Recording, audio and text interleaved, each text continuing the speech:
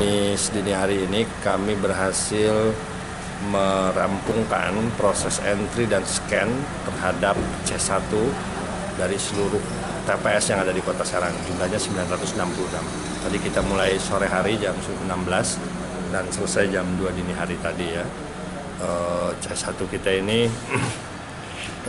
diambil dari masing-masing TPS yang memang secara khusus diberikan kepada KPU. Ada satu set C1 yang diberikan kepada KPU. Perolehan suaranya tergambar tadi masing-masing kandidat. Kami ingin mempertegas bahwa proses situng ini hanya untuk memenuhi kebutuhan masyarakat akan informasi ya, terkait perolehan suara, ya bisa disebut kalau bahasa ininya real count gitu. Nah, tapi pegangan produk resmi yang dihasilkan oleh KPU itu nanti rapat pleno yang dilakukan secara berjenjang mulai dari kecamatan sampai ke tingkat kota. Kalau soal perolehan suara tadi kan terlihat ya di mana di tabulasi situng, nomor urut 1 itu 32%, nomor urut 2 29%, nomor urut 3 itu sekitar 38% ya. Itu konfigurasi sebaran suara para kandidat ya. Tahapan berikutnya hari ini berarti tanggal 28 kita akan preparing rapat pleno.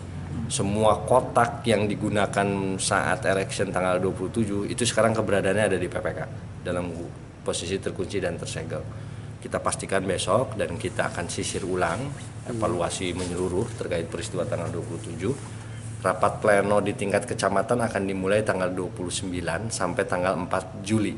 Nah, kecuali Kecamatan Serang, kecamatan yang lain itu kita kasih alokasi rapat pleno itu 3 hari. Sementara Kecamatan Serang karena situasinya mereka agak lebih banyak jumlah TPS-nya itu 5 hari. Selesai pleno di tingkat kecamatan, kami targetkan pleno di tingkat kecamatan itu terakhir tanggal 3 Juli ya. Terakhir tanggal 3 Juli meskipun spare yang diberikan undang-undang itu 28 sampai 4 Juli. Nah, tanggal 5 Juli kita baru akan melaksanakan rapat pleno rekapitulasi perolehan suara.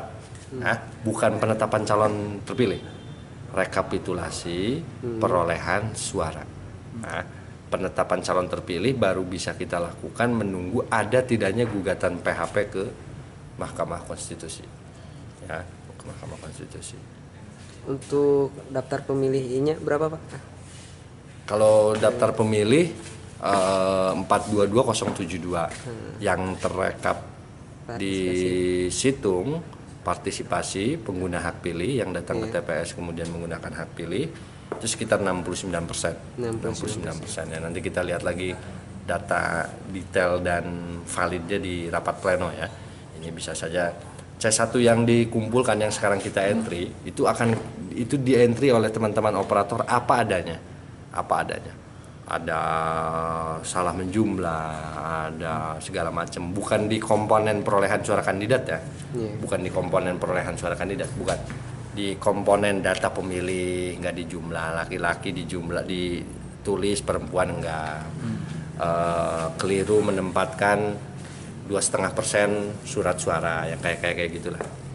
Untuk target partisipasi pemilih berapa sih? Kalau target partisipasi kan sebelumnya kan 70% ya. Kita pernah menargetkan 70%. Sekarang versi situng 69%.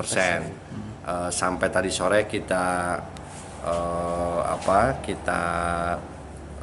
serap informasi dari beberapa sumber kira-kira ada di rentang 65 sampai 67%. Nah, ini fluktuatif ya, nanti kita pastikan di pleno, tapi yang jelas meskipun tidak mencapai target kita dalam posisi yang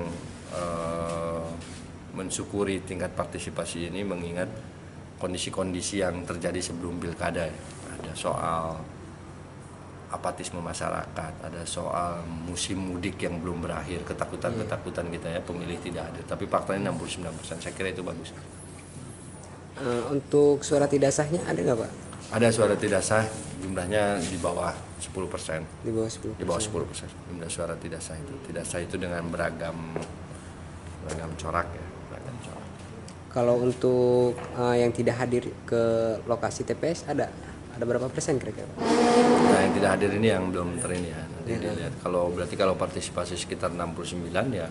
Berarti sisanya Ya orang-orang yang karena satu dan lain hal tidak hadir ke TPS.